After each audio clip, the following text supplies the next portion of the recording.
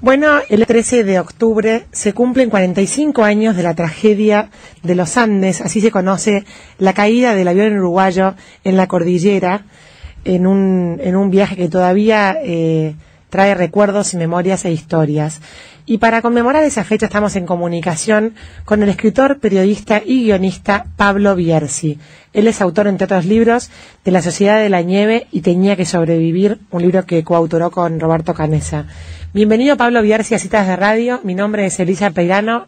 Es un placer para mí darle la bienvenida. ¿Cómo está? ¿Qué tal, Elisa y Ángeles? ¿Cómo les va? Bien, muy bien.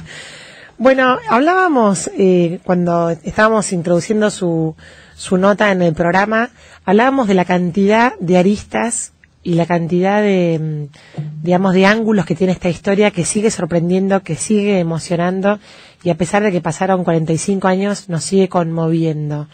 ¿Esto también lo vive así, usted que estuvo tan cerca de los protagonistas? Sí, sin duda, lo vivo y aparte lo confirmo, porque como tú bien decías, yo escribí La Sociedad de la Nieve con la participación de todos los sobrevivientes, los 16 sobrevivientes, hace algunos años, y hace un año escribí con Roberto Canessa ese libro que citabas, que es Tenía que sobrevivir, y ese libro se publicó en China, y fuimos a presentarlo a Estados Unidos, a Gran Bretaña, a España, y donde íbamos era furor.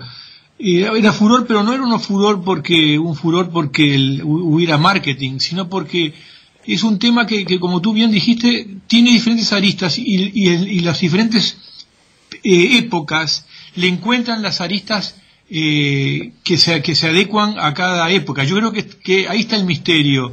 Es como esas historias clásicas. Recordemos que es una de las pocas historias épicas en la historia de la humanidad, épicas en el sentido de que tiene valores que son trascendentes, que perduran, y donde hay tragedia y gloria para 16, partida al medio en algunos casos, como el de Hernando Parrado, que se le muere la madre y la hermana, o Javier Metó, que se le muere la señora, pero hay tragedia para 29, y bueno,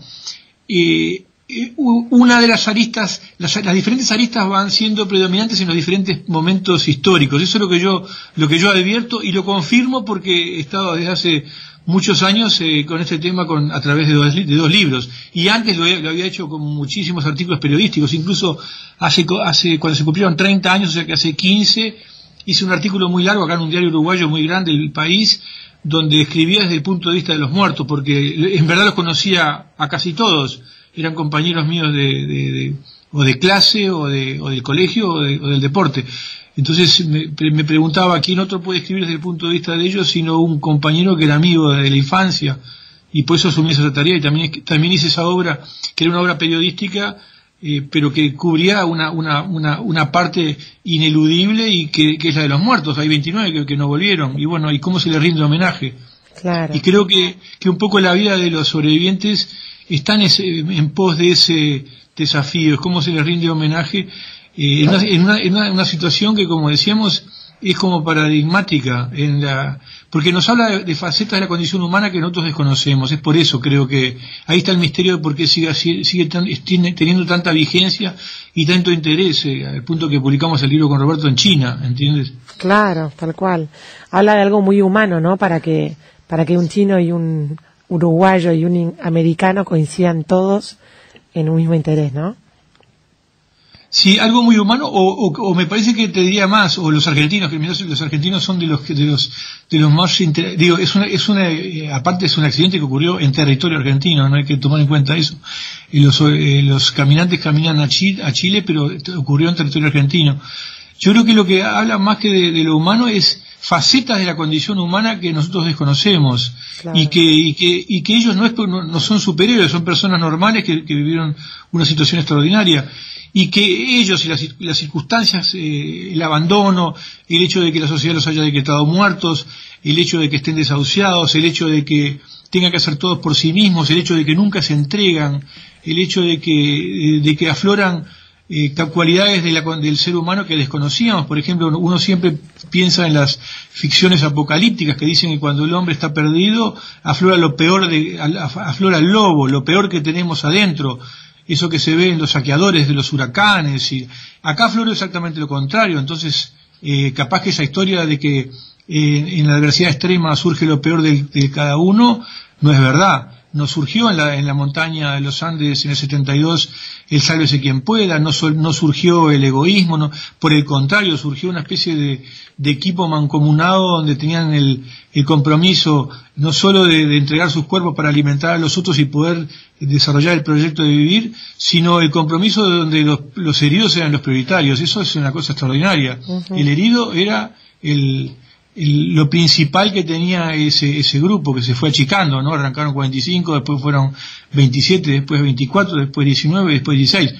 Bueno, son todas cualidades, características del ser humano que nosotros no conocemos y que es muy difícil que uno se ponga en un laboratorio como ese. El otro día hablaba con Nando Parrado y me decía, claro que temas como el hambre, uno los puede evaluar desde acá, pero el hambre verdaderamente se conoce, de acuerdo a los estudiosos del tema, cuando se siente, o sea, cuando yo veo que mi cuerpo se está desintegrando, se está consumiendo en vida.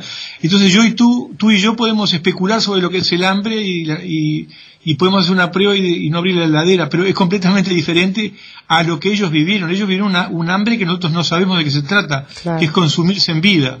Claro. Entonces es por eso que digo que es un laboratorio humano que es irrepetible, es muy difícil, no podemos repetirlo en un laboratorio de ensayos, y lo que tenemos sí que son ellos que como cobayos que nos cuentan y nosotros podemos especular a través del relato de ellos y de las cartas de los que murieron, cómo puede forjarse una sociedad diferente de la que conocemos en el mundo civilizado y que como te decía al principio, nos habla de cualidades de nosotros que no tenemos y que están al alcance de la mano, porque si ellos, que son personas no extraordinarias sino personas del común, lo lograron, cualquiera puede lograrlo. Claro. Hola Pablo, soy Ángeles. ¿Cómo te va, Ángeles? Muy bien. Leí, su libro, ¿no? El de la Sociedad de la Nieve, me pareció excelente y pensaba mucho en usted cuando lo leía, y ahora tengo la oportunidad de tenerlo en línea.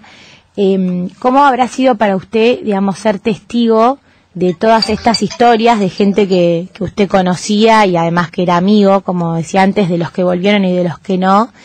Y también, ¿cómo era ese instante en el que arreglaba hablar con cada uno de los sobrevivientes y les iban relatando como la vivencia, ¿no?, que después usted escribe, pero digo, cada uno con su recuerdo y con su personalidad? Seguramente usted como autor serían distintas las facetas para sentarse con sus amigos a que les cuente cada uno su versión.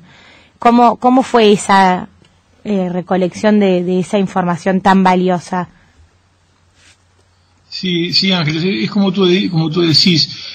Primero que para mí era una asignatura pendiente, o sea, como lo cuento en el prólogo de la Sociedad de la Nieve, yo este libro lo he comenzado a escribir en el 73. No bien ellos llegaron, Nando Parrado me ofrece para que lo ayude, porque yo era compañero de clase, amigo de él, para que me ayude a contar esta historia. Después nos dimos cuenta, nos informó el resto del grupo y los padres que no era bueno hacer un libro de un autor como yo, primerizo, que tenía 22 años junto con Nando, sino que era mejor hacerlo desde afuera, con un autor reconocido, para aplacar todas las falsas informaciones que estaban surgiendo. Pero o sea, esto es una asignatura pendiente que yo tengo desde entonces, porque desde el 72, cuando volvieron, y del 74, cuando apareció Viven, que me pareció que es una muy buena crónica, pero siempre me resultó que estaba faltando el libro contado por ellos. O sea, siempre me pareció que faltaba tomar distancia de los hechos, ¿no? El libro Viven fue hecho con entrevistas hechas a los sobrevivientes y a los 2 meses de llegar, con un entorno de 20 años de edad. Entonces yo siempre sentí que había que darles más margen de tiempo y poder hablar con ellos a calzón quitado. Entonces las reuniones que yo tuve con ellos, con cada uno de ellos a solas, con los 16, fueron muy extensas, fueron muy amplias, o sea, tenía miles de páginas escritas, y para llegar al fondo, para calar hondo, ¿viste? Porque no era para contar más de lo mismo, era para poder advertir elementos novedosos.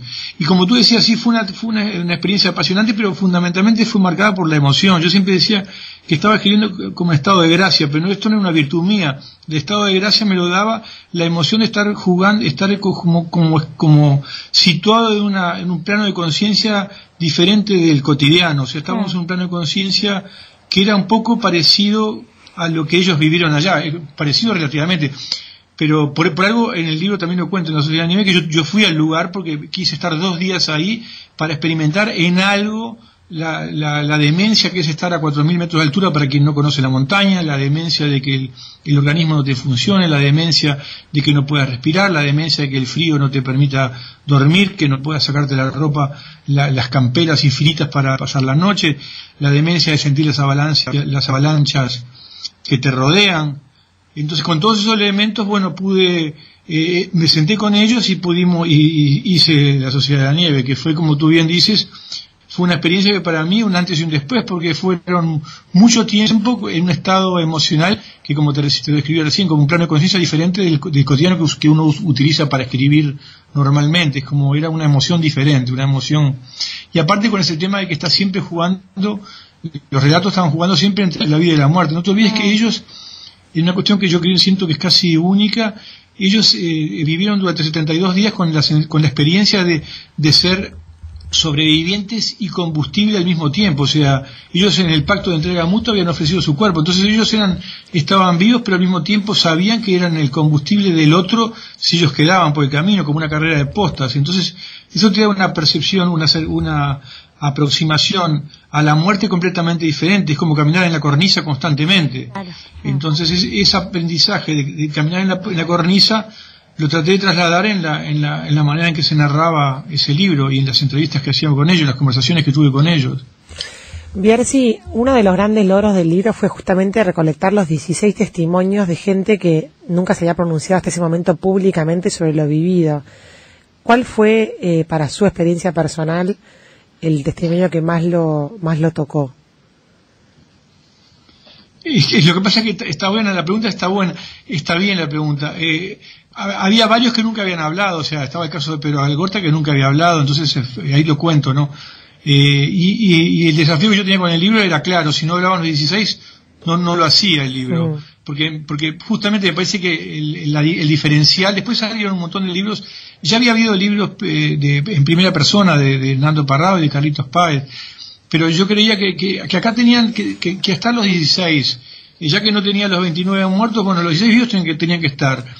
Y ¿sabes? No te puedo responder cuál es el que más me tocó, porque todos te tocan en la parte, en lo emocional fundamentalmente, porque es un libro muy más emocional que racional, porque el relato, la peripecia está contada, sí, porque tenés que contarla, pero lo que me apasionó de hacerlo fue las emociones que despertaba. Que cada uno despierta emociones completamente diferentes. Entonces yo te digo, puede serme apasionante lo de Roberto, lo de Daniel Fernández, pero Bobby François, que tuvo un rol que uno puede pensar que fue más pasivo en la montaña, es apasionante a su manera. Entonces no es cuantitativo, esto no es más o menos, es realmente diferentes, y ese mosaico de emociones que son todas diferentes es que componen componen esta especie de aventura de la condición humana. Me parece que si sacas un pedazo sería tan distinto que no me lo puedo imaginar. Entonces es como si fuera un organismo. Entonces es un organismo donde tú ¿qué es mejor, un brazo que otro, el hígado o el corazón? No tengo idea, es un organismo completo y que no le puedo sacar una pieza, un pedazo, porque si no pierde el sentido. Pablo, y ahora que, bueno, mañana son 45 años de esta tragedia, ¿usted cómo cree que ellos viven este día, ¿no? Cuando se aproxima la fecha, ¿qué es para ustedes? Bueno, lo incluyo a usted también porque es parte. ¿Cómo se pasa este día? Yo creo que yo veo que ellos hacen, y que yo a veces los he acompañado, es como que es ambivalente, porque es como una especie de celebración de la vida cuando estaban desahuciados y cuando todo indicaba que sí morían, y al mismo tiempo es una especie de compromiso con los 29 que murieron para hacer como una vida digna. Yo veo, para mí eso es clave, el hecho de que ellos hayan vivido gracias a los 29 con los cuales se alimentaron, es un compromiso que nosotros no tenemos la menor idea de lo que es, y que en ellos los veo, por eso que veo que tienen una suerte de hermandad muy peculiar, y creo que está vinculado con eso. Yo los miro a ellos y no puedo, a 45 años después, de dejar de pensar en mis amigos que están muertos, no puedo dejar de pensarlo. Yo veo el grupo, y en el grupo están las presencias y las ausencias juntas, entonces yo creo que lo celebran de esa manera, tomando en cuenta esas dos cosas, la celebración de la vida por un lado y un homenaje a digo, en cualquier circunstancia de la vida, imagínate una guerra, siempre hay vivos y hay muertos, pero en esto es muy particular, porque acá muchos de los que murieron también luchaban por vivir como ellos, y muchos de los que murieron murieron en la orilla, o sea, hicieron todo y les faltó un poquito de días, o el rescate o la salida a la caminata no llegó a tiempo. Entonces son parte de, o sea, el último que muere en Uma Turcati muere el 10 de diciembre y ellos el 12 salen a caminar y a los 10 días están con el rescate, o sea, le faltó 10 días. Sí. O sea, él es parte de esta familia. No, todos son parte de la familia esta. Qué bárbaro. Bueno, Bierzi, la verdad que muy interesante todo lo que nos cuenta. Fue un gusto haber conversado con usted y recomendamos a la audiencia de que es un libro que sigue absolutamente vigente, que vuelva a agarrar La Sociedad de la Nieve, y el que ya lo leyó le pega una leída de vuelta. Muchas gracias, Elisa y Ángeles, y un gusto hablar con ustedes. Muy linda la entrevista. Adiós, muchísimas gracias. Adiós.